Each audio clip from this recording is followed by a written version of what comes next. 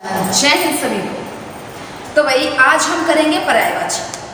हर exam के लिए जरूरी लिखा भी है मैंने, HSSC का कोई भी एग्जाम हो, हिंदी ग्रामर के अंतर्गत आता है। तो नर्सिंग वाले बच्चों को मैं बता दूं भी आपके एग्जाम में पर्यायवाची से क्वेश्चन आते हैं।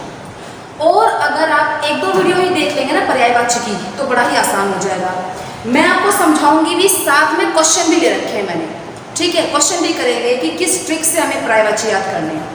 हमने पर्यायवाची बस बचपन से रटते रटते आ रहे हैं। कमल का नीरज है, जलज है, पक्षी का खग है, ये सब रट्टाफिकेशन चलती आ रही है। लेकिन अब आप एक नए तरीके से सीखेंगे पर्यायवाची। तो देर ना करते हैं, स्टार्ट करते हैं।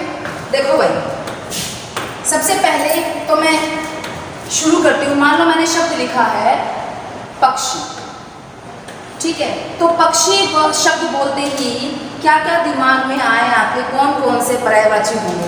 क्लास में तो मुझे उत्तर मिलता है बर्ड, वो तो है ही भाई इंग्लिश तो काफ़ी अच्छी है ना आप लोगों की। पक्षी के हिंदी में बताने हैं। जैसे कि भाई पक्षी का पर्यायवाची हो गया खग है, नभचर है, नभचर है, पाखी होता है भाई पक्षी का, पखेरु होता है, पाखी पखेरु। फिर अंडज होता है, अंडज, नीडज, नीडज, नीडोद्भव, नीडोद्भव और द्विज। ये कुछ पर्यायवाची लिखे मैंने, बहुत सारे होते हैं भाई, कोई निश्चित नहीं कर सकते हम। तो अब ये हो गया हमारे पर्यायवाची भाई पक्षी के, खग, नभचर, पाखी, पखेरु, अंडज, नीडज। अब इतनों को कैसे याद करेगा। तो देखो भाई, बहुत ही कम स्टूडेंट है जो बिल्कुल यूँ सोचते हैं कि भाई मैं अपना एक नंबर ना कहीं भी ना कट लूँ। तो जो यूँ सोचते हैं कि नंबर नहीं कटना चाहिए, उनके लिए भाई ध्यान से सुन लो। और कुछ बच्चे तो ऐसे होते हैं सीधा एग्जाम में टिक लगा के आते हैं, देख लेंगे भाई पेपर में, देख लेंगे तो फिर वही बात हो जाती है, देखा ही चला जाता है। तो पक्षी का कैसे याद करना है आपने पर्यायवाची। अब आपने बचपन से सुना है पक्षी का खग। मान लो एक क्वेश्चन आ जाए, मान लो मैंने आपसे क्वेश्चन पूछ लिया कि ये क्वेश्चन आ रहा था भाई खग किसका पर्याय है। ध्यान से सुन लेना भाई, खग किसका पर्याय है, यानी कि खग का पर्यायवाची शब्द क्या होगा। फर्स्ट ऑप्शन मिलता है जी आपको पक्षी, ठीक है। सेकंड ऑप्शन देती हूं मैं चांद, और थर्ड ऑप्शन देती हूं मैं सूर्य, और फोर्थ ऑप्शन देती हूं भाई सभी। बताओ भाई क्या होगा आंसर।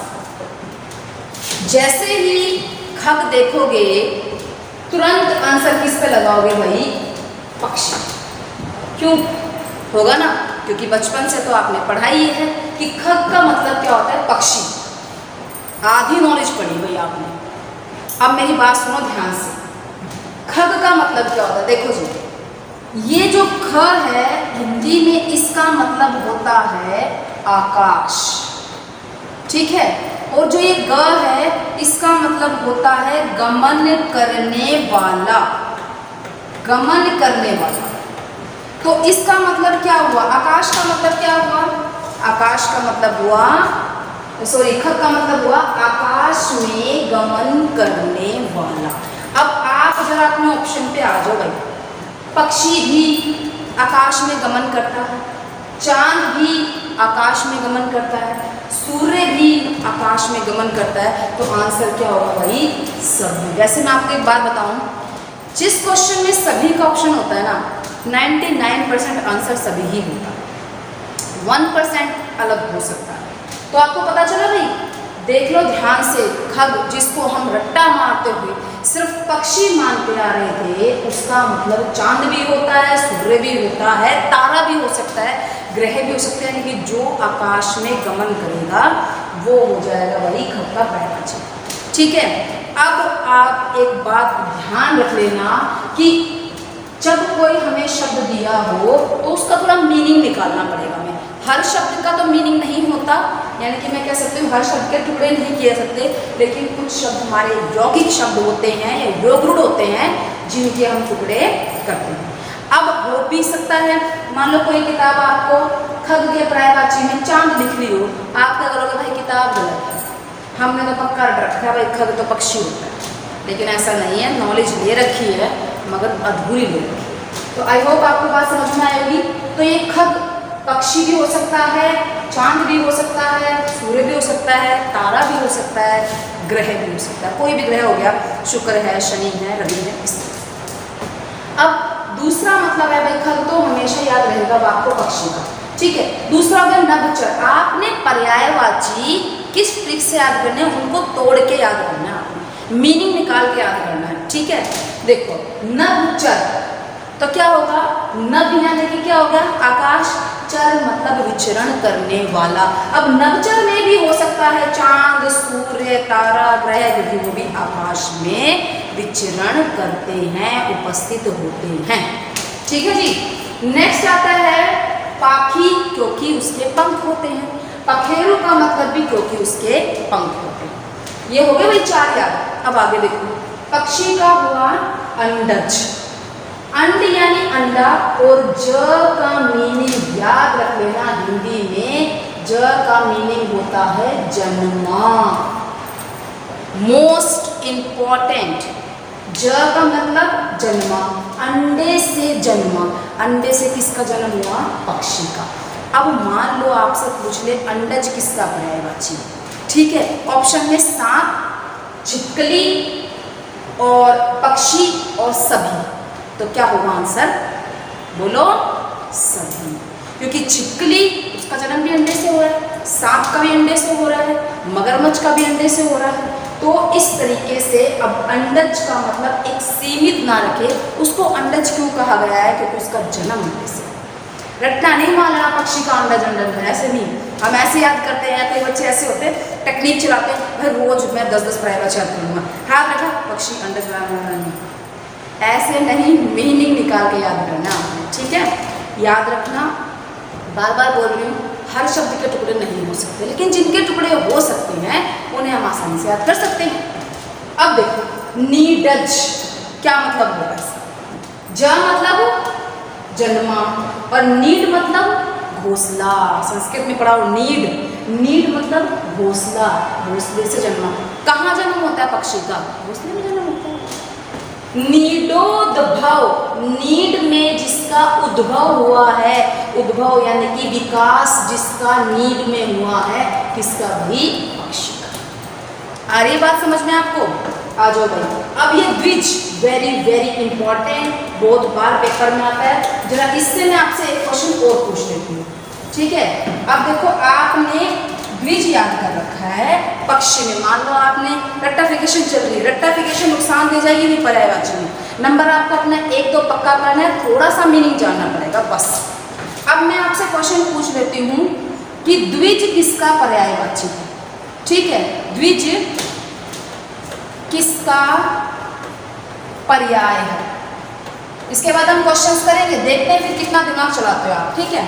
द्विज किसका पर्यायवाची, पहला ऑप्शन रखा मैंने भाई दांत, ठीक है।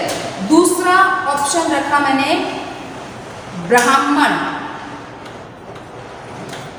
और तीसरा ऑप्शन भाई पक्षी, और चौथा ऑप्शन आएगा सब।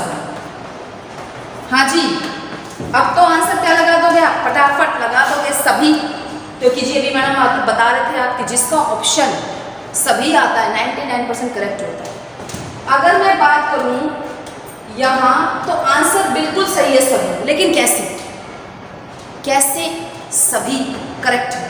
देखो अब द्विज का मतलब क्या होता है, ध्यान से, अभी मैंने आपको बताया ज का मतलब क्या होता है, ज का मतलब होता है जन्मा, ठीक है जी, ज का मतलब जन्मा। अब द्वि संस्कृत में एक, द्वि, द्वि यानी 2 बार जन्मा, द्विज का मतलब क्या हुआ, 2 बार जन्मा। अब दांत का जन्म 2 बार, कैसे, कच्चे पक्के, है ना भाई, एक दूध के दांत और एक चाय के दांत हाँ बिल्कुल, वो चाय वाले जाते हैं ना, क्योंकि उस समय चाय शुरू हो जाती है, तो एक दूध के दांत एक चाय के दांत, 2 बार हो गए। ब्राह्मण कैसे भाई द्विज, कहते हैं एक बार तो ब्राह्मण जब जन्म लेता है, दूसरा उसका जन्म माना जाता है जब वो जनेऊ धारण करता है। बहुत सारे नियम कायदे कानून हैं उस जनेऊ को धारण करने के लिए। तो कहते हैं जब कोई भी ब्राह्मण जनेऊ धारण करता है ना तो उसका दूसरा जन्म होता है। एक बात सुने ना, ब्राह्मण अलग होता है, पंडित अलग होता है। पंडित कोई भी बन सकता है, जिसने ज्योतिषाचार्य किया वो पंडित बन गया, लेकिन ब्राह्मण जन्म से। दिस इज नॉट कंपल्सरी कि एक ब्राह्मण पंडित ही बनेगा, ब्राह्मण इंजीनियर भी बन सकते हैं, ठीक है ना। और ये कोई कंपल्सरी नहीं कि एक पंडित जो है वो ब्राह्मण ही होगा, जिसने ज्योतिषाचार्य सीखा वो पंडित बन जाएगा भाई। अब आता है पक्षी। तो पक्षी का 2 बार जन्म तो पता ही चल गया होगा भाई। एक तो जब वो अंडे के रूप में बाहर आता है, दूसरा जब वो अंडे से बाहर आता है, 2 बार जन्म। मेरे ख्याल से बात समझ में आ रही होगी। क्या पर्यायवाची है, डीप में बिल्कुल विद ट्रिक। ये ट्रिक्स हैं कि ज का मतलब जन्मा होता है, द्वि का मतलब 2 बार होता है, नील आपको पता है घोंसला, नभ आकाश, ख मतलब आकाश, ग मतलब गमन करने वाला। आ रही ना बात समझ में? अच्छा भाई, तो इस तरीके से पर्यायवाची याद करने हैं। धीरे धीरे मैं आपको कई सारी वीडियो बनाती रहूंगी पर्यायवाचियों को याद करने की। अब हम जरा क्वेश्चन करके देखते हैं, ठीक है। कि हमने ऐसे ट्रिक से सीखा है तो क्या हम क्वेश्चन अटेम्प्ट कर सकते हैं? चलो भाई क्वेश्चन करते हैं। तो फर्स्ट क्वेश्चन आता है, ये जी फर्स्ट क्वेश्चन आ गया आपके पास। हाँ जी, मृगेंद्र का पर्यायवाची शब्द है। अब आपने कैसे ट्रिक लगानी है? देखो भाई, मृगेंद्र जो दे रखा है उसके पहले टुकड़े करके देखिए। टुकड़े क्या होंगे? मृग प्लस में इंद्र। थोड़ा बहुत तो कॉमन सेंस से टुकड़े करने आने चाहिए, कुछ तो ऐसे बिल्कुल टुकड़े नहीं आते मुझे भाई। ऐसा मेरा एक स्टूडेंट था, उसका नाम अंकित था, तो वो बड़ा परेशान था जी, इंद्र ऐसे क्यों लिखा है, मृग ऐसे क्यों लिखा है। वो नर्सिंग का स्टूडेंट था, तो नर्सिंग के बच्चों को थोड़ी सी प्रॉब्लम तो आती है, लेकिन सीखो ना, हम सिखा रहे हैं ना आपको, सुनो भाई। तो मृग प्लस में इंद्र। अब मृग क्या होता है? मृगनयनी सुना होगा, यानी कि जिसके नयन हिरण जैसे हैं। तो मृग का मतलब तो क्या हुआ भाई? मृग का मतलब हुआ हिरण। और इंद्र का मतलब क्या होता है? इंद्र भगवान। इंद्र उनको क्यों कहा जाता है? क्योंकि वो राजा हैं, इनके राजा हैं देवताओं के, इसीलिए इंद्र को बोला जाता है देवराज। क्यों बोलते हैं? देवों के राजा हैं देवराज इंद्र, ठीक है ना भाई। तो अब इंद्र मतलब, ये मृग मतलब हिरण, इंद्र मतलब राजा। तो हिरण का राजा कौन हुआ? हिरण का राजा शेर। सबसे ज्यादा हिरण को खाना पसंद शेर करता है, यानी कि हिरणों पर जो राजा होता है उनका वो कौन होता है भाई? शेर। अब इसमें शेर तो कहीं लिखा नहीं हुआ है, शार्दुल, अहि, हिरण, कुरंग, शेर नहीं लिखा हुआ, लेकिन शेर को ही हम शार्दुल बोलते हैं। तो मृगेंद्र का पर्यायवाची क्या होगा भाई? शार्दुल। अहि का मतलब क्या होता है? अहि मतलब होता है सांप, ठीक है जी। अहि का मतलब क्या होता है? सांप। हिरण तो पता ही है। कुरंग हम बोल सकते हैं, हाथी के लिए भी आ जाता है कुरंग, ठीक है जी। तो अगली बार अगला क्वेश्चन चलते हैं। मृगेंद्र का मेरे ख्याल से समझ में आया, आपको टुकड़े करके चलते हैं, ठीक है ना, मृग प्लस में इंद्र। तो अब हम नेक्स्ट क्वेश्चन करते हैं। प्रसून का पर्यायवाची क्या होगा? इसका तो तुक्का भी लग जाएगा, इसका तो जो तुक्के वाले बच्चे होते हैं ना उनका भी काम चल जाएगा। देखो, प्रसून, प्रसून मतलब क्या होता है? पुष्प वृक्ष नहीं होगा, चंद्रमा नहीं होगा, अग्नि नहीं होगा। बड़ा ही आसान सा है बिल्कुल। प्रसून का पर्यायवाची पुष्प। नेक्स्ट पे चलते हुए नेक्स्ट क्वेश्चन, धरती का पर्यायवाची बताना है आपने। धरती, चंचला, विपुला, सरसी, अचला। अब मेरी बात सुनो, कैसे आप तरीका निकाल सकते हो। देखो, ये जो पहाड़ है, ठीक है, इन पहाड़ों को हम बोलते हैं अचल। जो ये पर्वत होते हैं, पर्वत पहाड़ बोलते हैं ना भाई, नग, गिरी, ये तो आपने सभी ने पढ़ा है, ठीक है जी। ये किसको बोलते हैं? हम पहाड़ों को बोलते हैं, पर्वतों को बोलते हैं। अचल पर्वत पहाड़ नद गिरी। अब पहाड़ हो गए अचल, और जो इसके नीचे धरती है वो गई अचला। ये अचल क्यों कहे गए? हिंदी में अ उपसर्ग का मतलब होता है नहीं, और चल का मतलब चल सकते।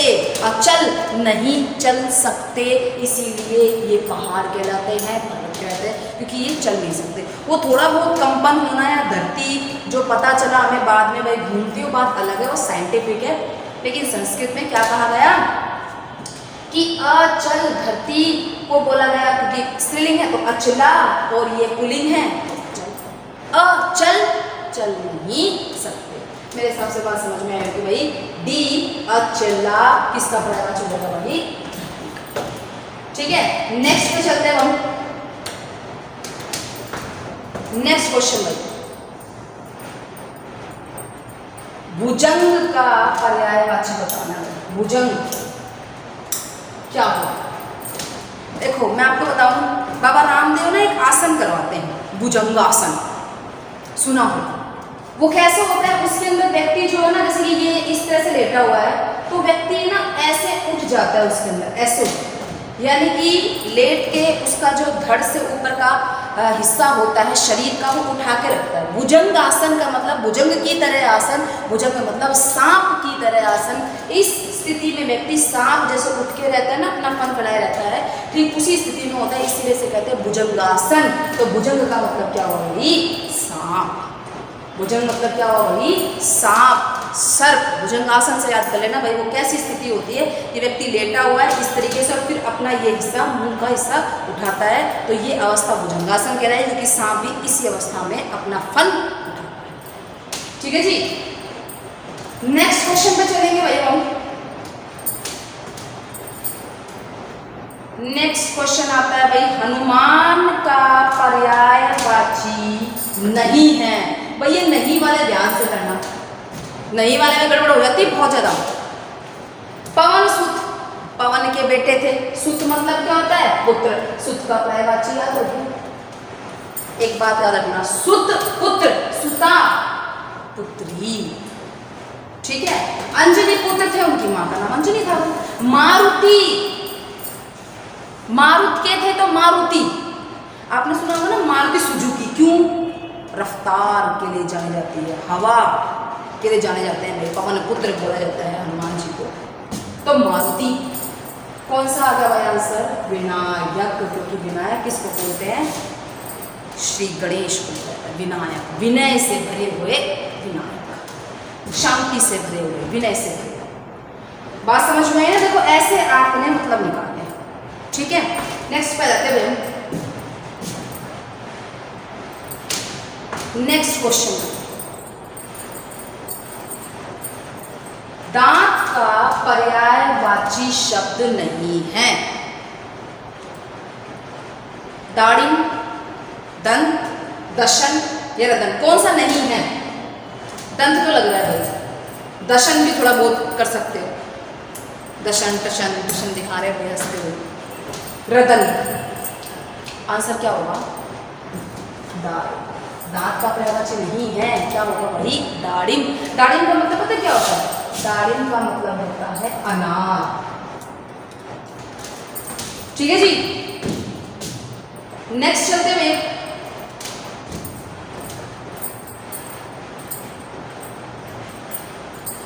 चंद्रमा शब्द का पर्यायवाची बताना है।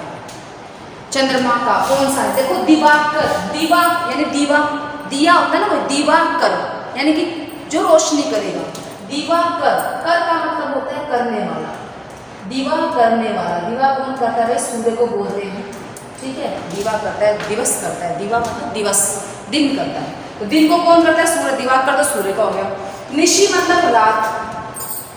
मार्तंड सबसे पहला न्यूज़पेपर जिसका मतलब था सूर्य। मार्तंड का मतलब क्या होता है भाई? सूर्य। अंधेरे को मात दे देगा, मार्तंड। अंधेरे को कौन मात देगा? सूर्य मात देगा। ठीक है, ऐसे ट्रिक से याद कर लो। अंधेरे को कौन मात देगा? मार्तंड यानी कि वही सूर्य। तो ये रात हो गई, ये सूर्य होगा, ये भी सूर्य होगा। चंद्रमा का पर्यायवाची कौन सा आएगा भाई? आंसर शशि। अच्छा, अब आपको ये बात याद हो गई कि चंद्रमा का मतलब शशि होता है। अब मैं आपसे एक क्वेश्चन पूछ लूं कि शशिधर, शशिधर किसका पर्यायवाची होगा बताओ? शशिधर, शशि चांद, धर धरा हुआ, किसके सर पर चांद धरा? बिल्कुल सही, शिव के सिर पर चांद रखा हुआ है, इसीलिए उन्हें कहते हैं शशिधर। आपको पता है गंगाधर किसे कहते हैं? गंगाधर, धर मतलब भरा हुआ। गंगा किसके सिर पर धरी हुई है? शिव। तो क्या होगा इसका आंसर? शिव। ऐसे मीनिंग निकाल कर आपने पर्यायवाची पढ़ने, कितने आसान हो जाएंगे। बहुत सारे हैं, जितने मर्जी पढ़ लो, थोड़े थोड़े पढ़ लो रोज, 2-2 4-4 2-2 4-4 याद हो जाएंगे। तो इसमें आंसर क्या आ जाएगा आपका? शशि। शशि क्या है भाई? चांद। ठीक है जी। नेक्स्ट आता है अपना क्वेश्चन।